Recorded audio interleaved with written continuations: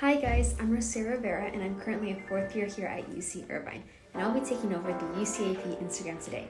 I'm really excited to talk about my study abroad experience and answer all of your questions. So let me know what questions you have and let's get started.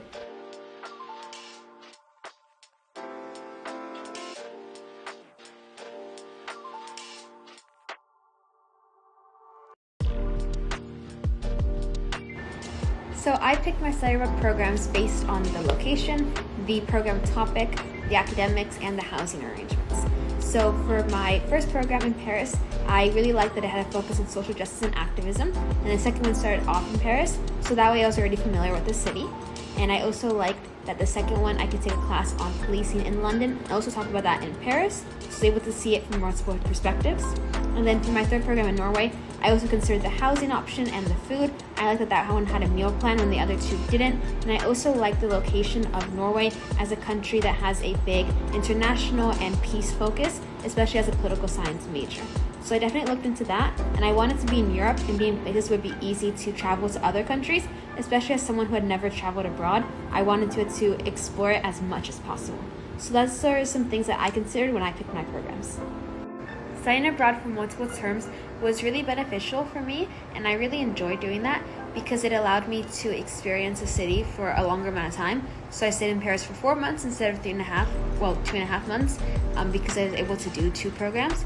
And I also got to meet lots of new and really amazing people by doing multiple programs. And I got the opportunity to travel to more places, spend more time in Europe, and just kind of go more in depth into my studying there and also my opportunities to explore the areas. So for me, I really enjoyed it and it worked really well. And I recommend it if you're interested in spending a longer amount of time in an area, but also staying in different countries and different places and getting to take different types of classes, because they were 3 different programs as opposed to doing one program for an entire year. And that's just kind of what I preferred, and it worked out for me.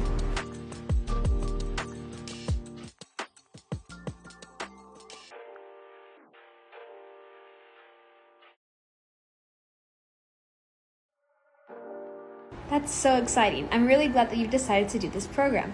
I would recommend that some things that might be useful to know before you go. First of all, is that the program goes by very fast, and especially since there's 2 cities and you spend about a month and a half in each city. So I would highly recommend spending some time, setting aside time to explore Paris and London themselves, getting to know the different neighborhoods, the different arrondissements, districts, and being able to just take advantage of everything the city has to offer. In Paris, I really love trying the different pastries and going to different museums. In London, I got really into the theater in the West End there. So just being able to find those things about each city and have the time to get to know them, I would recommend just keeping that in mind, especially since the program goes by fast. And I'm sure you might want to travel to other countries and other cities too, which I also highly recommend. Just doing your best to set aside time to manage your schoolwork and traveling and getting to know those cities is something to keep in mind. Something else that I think you should know before you do the program is that each city and study center is set up slightly differently as far as the program goes. So for Paris, at least in my experience, we were in single apartments and we had to take about a 30-minute metro ride each day to class. In London, we're in shared flats and we're about 5 minutes away from the study center. So it is set up a bit differently, but in my opinion, it gives you kind of the best of both worlds as you get to experience 2 different types of life in 2 different cities. Just be prepared for that bit of a difference. So you might have to readjust once you get to London, but overall, I think it's great so you can have those 2 different experiences and perspectives. And depending on the classes that you take, both of them can really overlap and you're able to add on to each other. So it helps you academically and also just kind of personally and socially to grow in that way with those 2 different, but at the same time overlapping experiences. So this is one of my biggest concerns before I studied abroad and while I studied abroad. So my recommendations would be to always be alert, be aware of surroundings, be aware of your belongings, always do your best to, whenever you're going out into the city or taking public transportation, to go out with other people. It's not always possible to be with someone else all the time, but at least make sure that you know your way around. Make sure that your phone is always charged, that you have a backup charger, like a portable charger. Make sure that you go, if you're not with other people, do your best to return to your housing before it gets dark.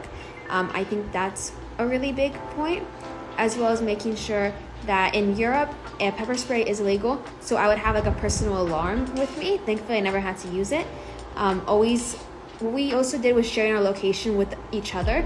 Those of us from the study abroad program, make sure that you take care of each other and watch out for each other, because when you're abroad, it's really important to be able to watch out for each other and make sure that everyone stays safe.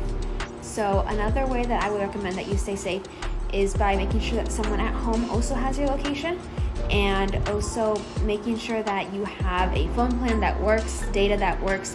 One thing that might also help is by having like an international phone plan on a separate phone than the one that you have here from the US. So if you keep those separate, you can use the other one that you use as with the international data plan as a hotspot to your first phone. So you kind of have a backup in case one phone runs out of battery, or in case it doesn't work anymore, or the data is struggling, you have a backup. And then just making sure to be aware and alert all the time. Don't talk to people that you do not know, and it's considered really awkward and weird in Europe if you talk to someone or make eye contact with strangers. So